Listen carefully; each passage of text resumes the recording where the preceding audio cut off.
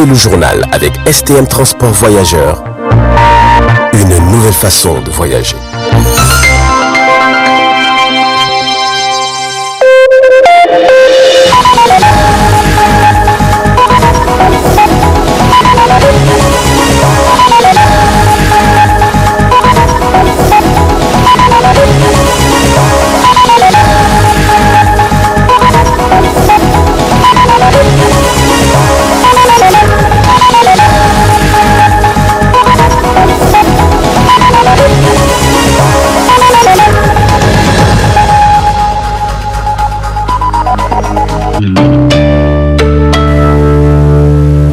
Samedi 20 février 2021, ravi de vous retrouver à ce grand rendez-vous de 20h15 sur la télévision Tambara.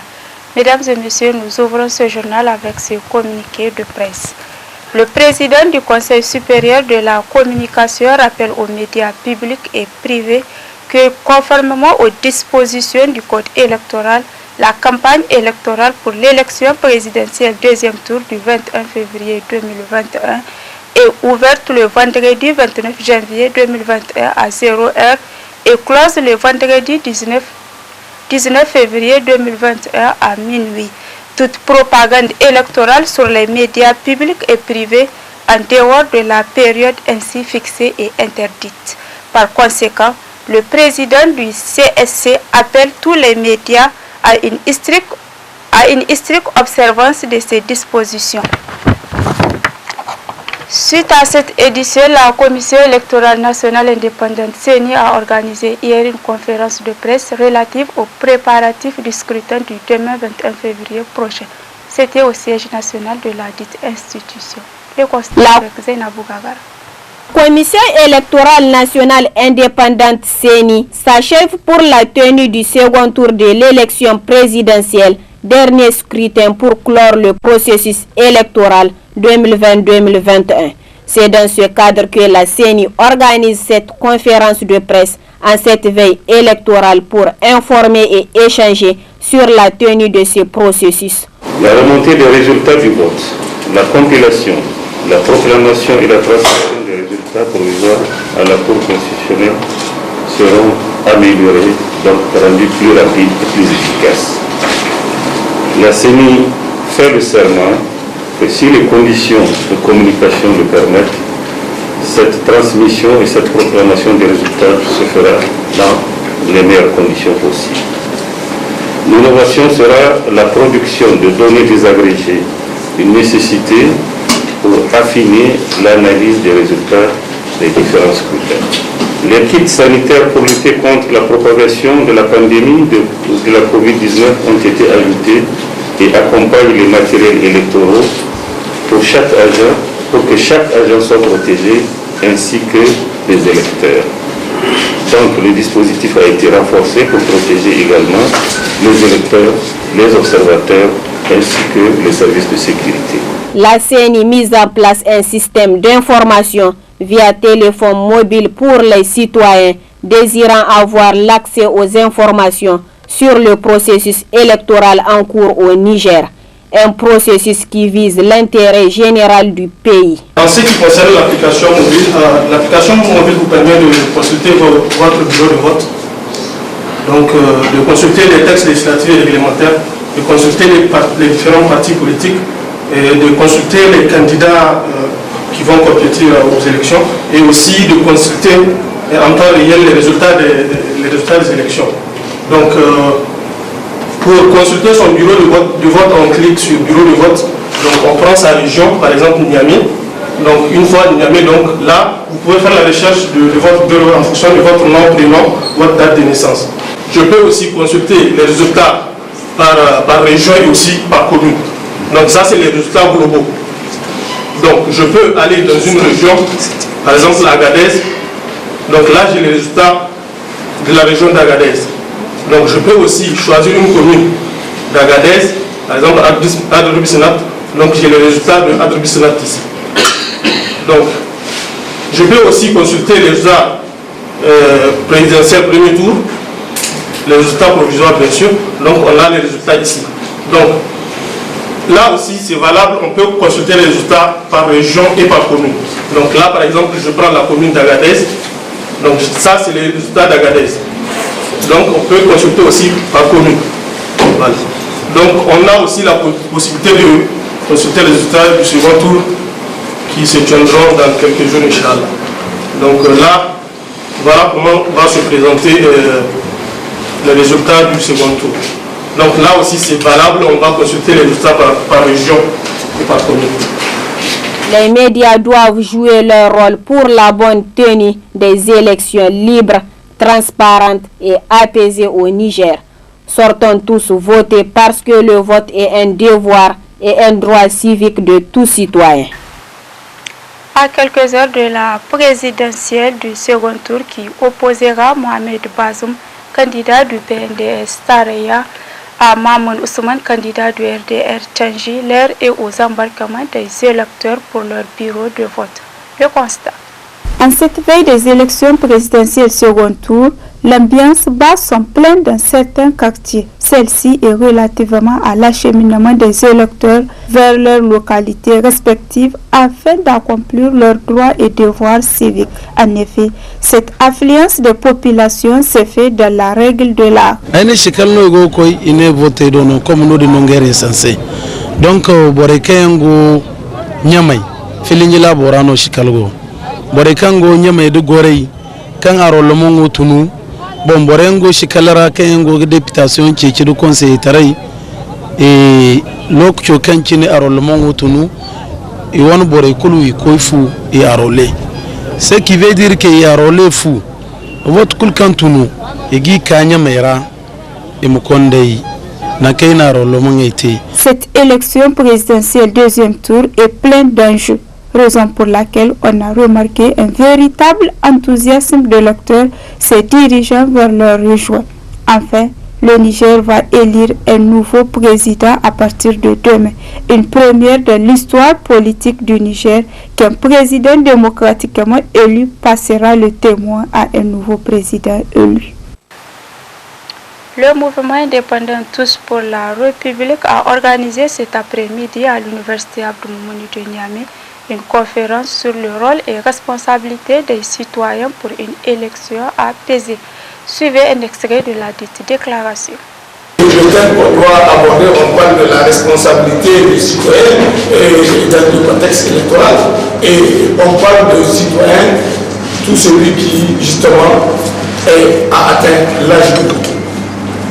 Ça c'est la première clé qu'on utilise pour savoir qui est citoyen. On dit que le citoyen c'est celui qui a une relation avec un État qui lui permet d'avoir la possibilité de participer à une décision importante, particulièrement celle de jouir du droit de vote, qui est le premier instrument à la disposition des citoyens, à travers lequel le citoyen participe à la décision.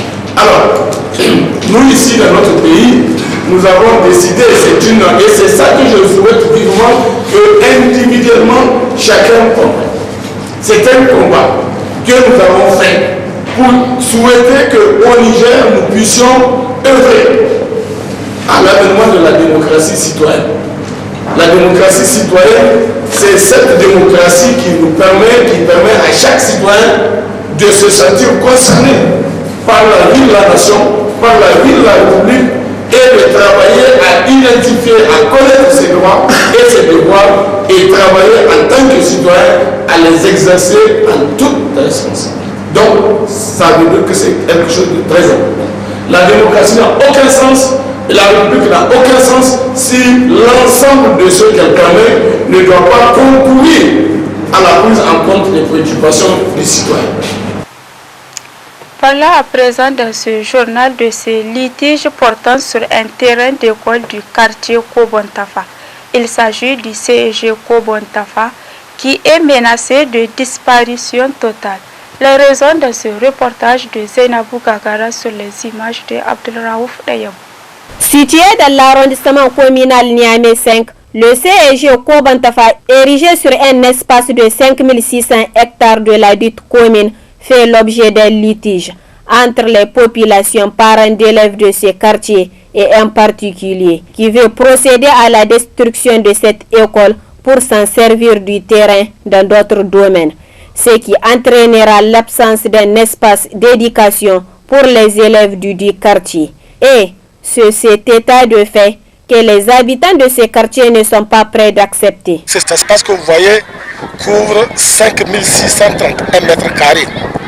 Et le quartier a décidé donc de faire de cet espace, qui est un espace public, une école, un marché, un centre de santé et si possible même un centre donc de sécurité. Pour l'école, nous avons déjà créé, ou du moins nous avons eu la création d'un collège par le ministère. Avec donc cet arrêté de création, les parents se sont réunis, ils ont cotisé pour pouvoir donc construire les premières classes. C'est ça que vous voyez actuellement, les 2 hangars que vous voyez qui servent de classe, plus donc la maison du gardien.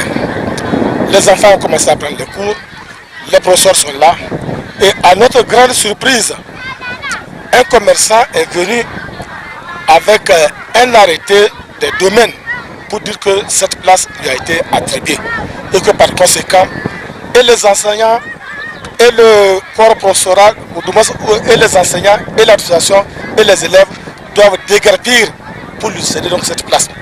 C'est la raison pour laquelle nous, parents, nous qui sommes donc de ce quartier, et une petite parenthèse, la plupart des gens de ce quartier, c'est des agents qui ont travaillé pour l'État, qui ont été récompensés par l'État et dont beaucoup sont à la retraite. Leurs enfants, leurs petits-enfants sont avec eux. Ils sont en train donc d'étudier dans cette période. Sinon, avant, ces enfants-là parcouraient 2-3 km pour aller donc étudier. Donc, nous, on s'est dit qu'on ne va jamais accepter que quelqu'un, un individu, quel qu'en soit son poids, parce que c'est ce dont s'occupent aujourd'hui les gens, quel qu'en soit donc son poids, qu'il vienne usurper à lui seul cet espace pour soi-disant faire construire une agence de je ne sais quoi, une agence de voyage, ce qui est aberrant et à qui ça va servir. Alors que là, ça sera donc des milliers d'enfants qui vont étudier. Puisque cette année, c'est un collège, Inch'Allah, notre intention est de l'élargir l'année prochaine et de faire de ça un CES. Parce que nos enfants souffrent beaucoup, nos petits-enfants souffrent beaucoup. L'éducation étant un droit inaliénable, tous les enfants en ont droit. Empêcher la réalisation de ces droits serait une opposition au principe de ces droits. Pour le moment, cette affaire est pendante devant les juridictions compétentes jusqu'à 2 mars prochain où le verdict sera rendu. Place à présent à la revue de presse hebdomadaire. Comme chaque semaine, Ralia Sami a parcouru pour nous les journaux parus au cours de la semaine. Très bonne réception et bon week-end à tous. Présidentielle du 21 février, qui sera élu président s'interroge dans sa parution l'enquêteur. L'enquêteur qui rapporte qu'il ne reste plus que 24 heures avant le top départ du second tour de l'élection présidentielle. Un fauteuil, 2 postulants, un seul juge au final, le peuple. Entre Bazoum Mohamed et Maman Ousmane, lequel sera plébiscité dans les urnes ce 21 février 2021 s'interroge toujours le confrère. Pour ce qui concerne Bazoum Mohamed, le journal écrit que pour son coup d'essai à une élection présidentielle, Bazoum Mohamed ne peut espérer meilleur mentor que le chef de l'État en personne. C'est peu de le dire, l'ancien ministre de l'Intérieur est dans les bonnes grâces du président sortant, écrit toujours le confrère qui continue. Candidat contre l'avis de nombre de caciques du PNDS Tareya, Bazoum Mohamed incarne la volonté d'Issoufou Mahamadou à régenter sa famille politique comme il l'entend. Les 39,3% des voix engrangées au premier tour par le dauphin du président de la République sont certainement en deçà des attentes de son clan. Quoique assez significative, ce score n'a pas collé au pronostic de nombre d'analystes. C'est une victoire avec un arrière-goût de défaite pour Bazoum Mohamed, pourtant soutenu par quelques 95 partis politiques. Qu'est-ce qui n'a pas bien fonctionné de la machine à conquérir le pouvoir du PNDS Tareya, s'interroge le journal. En vérité, les donnes que chacun décrive comme étant des avantages se sont transformées en handicap pour le candidat du pouvoir. Par exemple, c'est une véritable armée d'alliés de briques et de brocs qui a accompagné Bazoum Mohamed, des politiciens de pacotille qui ne lui ont pas apporté grand-chose dans les urnes. Pour ce qui concerne Mahaman Ousmane, le journal écrit que contrairement à son challenger, Mahaman Ousmane est un vieux de la vieille, un briscard habitué à jouer en première division dans l'arène politique nigérienne. Certes, la couronne de l'ancien chef de l'État est bien flétrie, du fait notamment de la solide inimité que lui voue le régime en place, mais le leader du RDR Tchandji a, dès le premier tour de la présidentielle, bénéficié d'un soutien inestimable, celui du Hama Amadou. Mahaman Ousmane a aussi, selon le confrère, eu l'appui d'autres alliés. Néanmoins, la pointe de vitesse de sa machine électorale est très modeste comparée à celle de Bazoum Mohamed. Bien que financièrement et matériellement nettement désavantagé par rapport au candidat du régime, Mahaman Ousmane a vaillamment franchi le cap du premier tour en se classant deuxième de la course. Mais il ne peut compter sur le soutien du troisième et du quatrième candidat dans l'ordre d'arrivée de l'élection du 27 décembre dernier. Seyni Oumarou et Albade Abouba ont préféré, selon le confrère, s'arrimer à la locomotive de Bazoum Mohamed. La roue de l'histoire rapporte pour sa part à sa une, la coalition Bazoum 2021 attend la confirmation de la consécration et la CAP 2021 attend un miracle. Plus que 2 jours pour convaincre les électeurs nigériens sur le choix à opérer le 21 février prochain entre le candidat du PNDS Tareya, candidat de la coalition Bazoum 2021, Bazoum Mohamed, et le candidat du RDR Tchandji, candidat de la coalition CAP 2021, Mahaman Ousmane. Depuis plus de 2 semaines, le journal nous rapporte que les leaders de la classe politique nationale qui se sont rangés dans les 2 blocs politiques sillonnent les régions du Niger pour appeler les électeurs à se mobiliser et opérer le meilleur choix. Le candidat Bazoum Mohamed, fort d'une coalition de 95 partis politiques et 13 candidats malheureux du premier tour qui l'accompagnent, a déjà fait le tour de tous les chefs-lieux des régions avec à la clé son programme de renaissance acte 3 qui s'inscrit dans la droite ligne de la continuité des programmes du président Issoufou Mahamadou qui ont métamorphosé le Niger. 129 députés sur les 166 qui siégeront dans la future Assemblée nationale. 8 régions du Niger favorables à la coalition Bazoum 2021 au premier tour de l'élection présidentielle.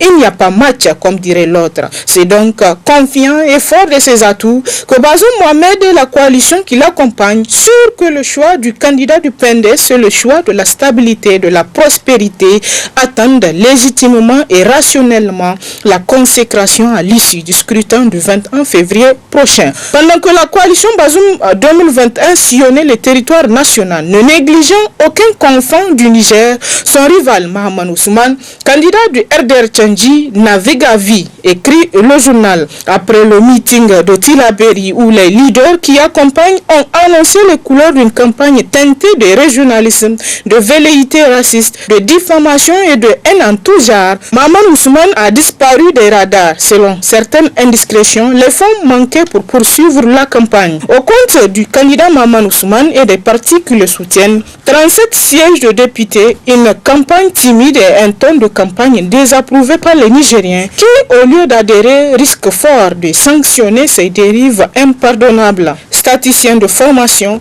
le candidat Mahaman Ousmane ne croit malheureusement pas aux chiffres qui parlent d'eux-mêmes et à la réalité du terrain qui se dégage clairement. Il croit au miracle. Il croit dur comme fer avec certains de ses fanatiques que la victoire est à leur portée le 21 février 2021. Et c'est sous le titre « La coalition Bazoum 2021 attend la confirmation de la consécration. La CAP 2021 attend un miracle ». Quant au journal Le Hérisson, il rapporte dans ses colonnes les contes Massougou Sougoudou. Dans ce conte Massougou Sougoudou, narré par Yuri Boy, Lum Lum Production nous transporte sur la galaxie Kondayanda.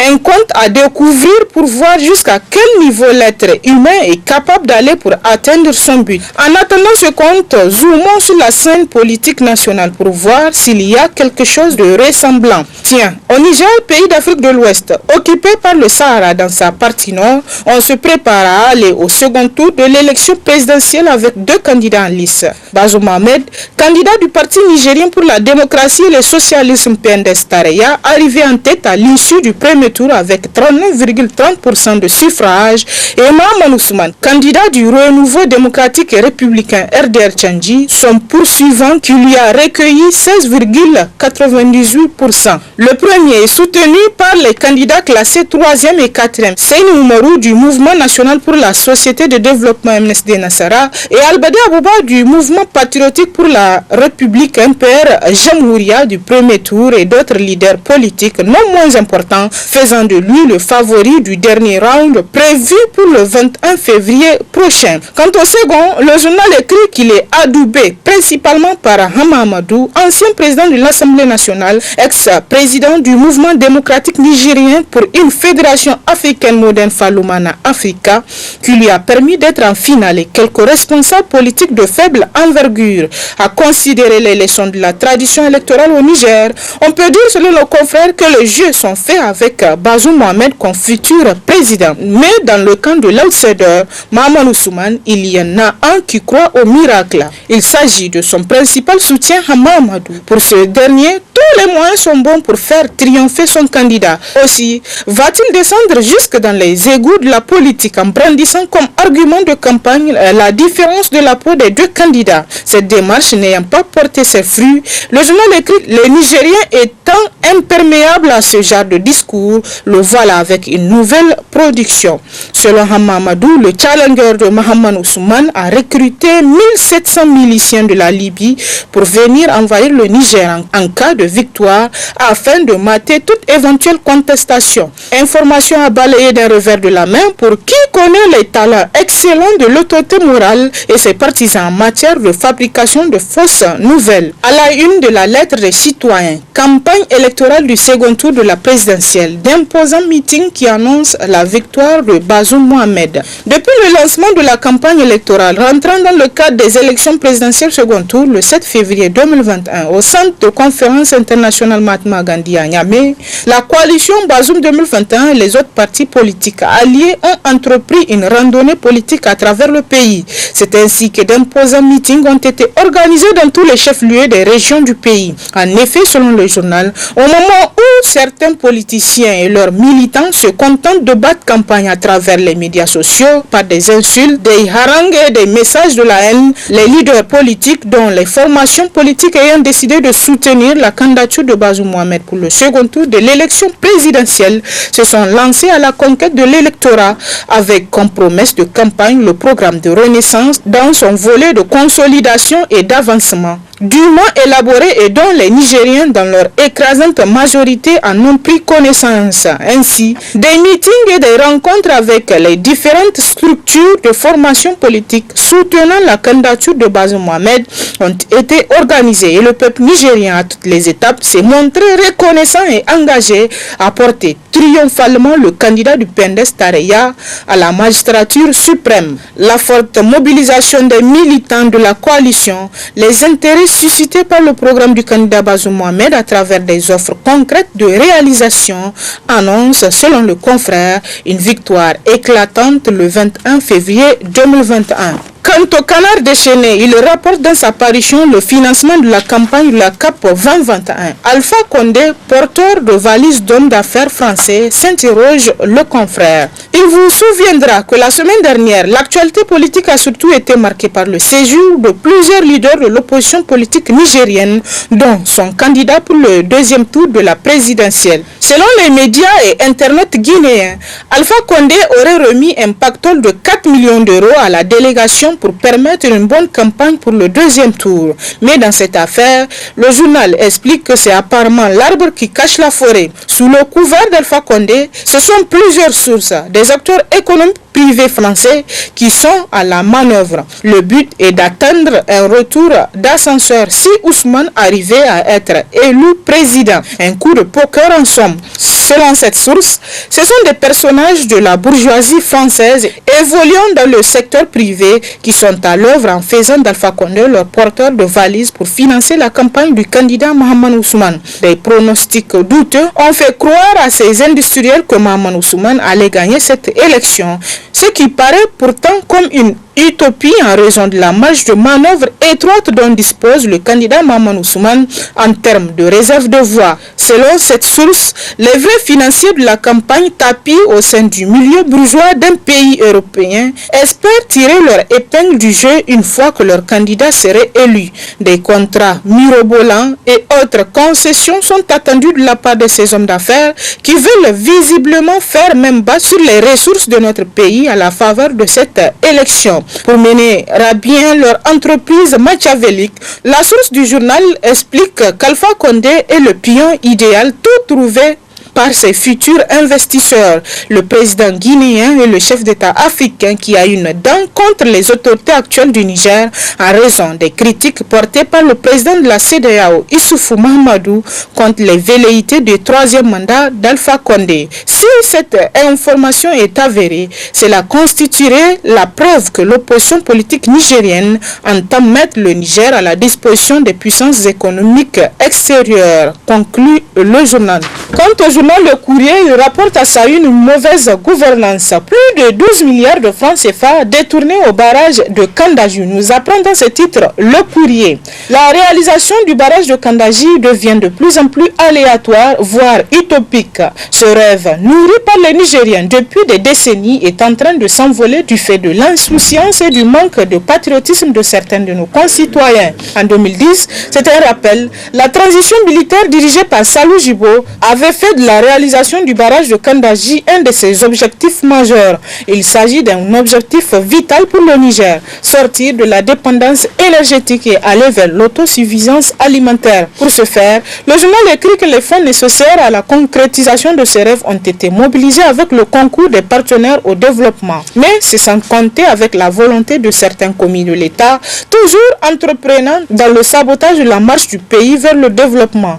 Et selon les conclusions d'une enquête administrative diligentée entre 2011 et 2013 au programme de régénération des écosystèmes et de la mise en valeur de la vallée du Niger, c'est-à-dire au barrage de Kandaji, ce sont 12 milliards 992 millions 241 799 francs CFA qui auraient été détournés.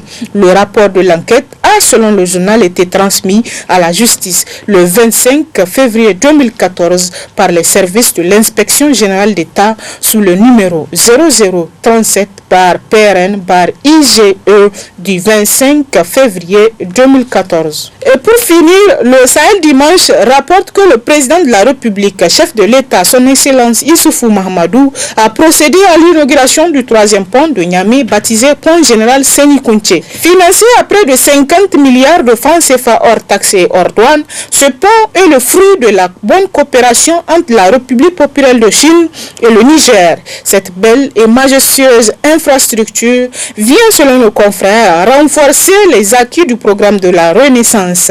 Était présent à la cérémonie inaugurale le Premier ministre Birji Rafini, des membres du gouvernement, des députés, des représentants du corps diplomatique, le représentant du gouverneur de la région de Niamey, des leaders religieux et coutumiers, des responsables des forces de défense et de sécurité, les représentants de la famille de l'ancien président Séni Kountché, etc. Et c'est sous le titre « Le président de la République procède à l'inauguration du troisième pont de Niamey baptisé Pont Général Séni Kountché, un véritable joyau pour desservir Niamey et honorer la mémoire du général Séni Kountché. » Et c'est l'essentiel de l'actualité à travers les journaux cette semaine. Très bonne lecture et à la semaine prochaine, Inch'Allah.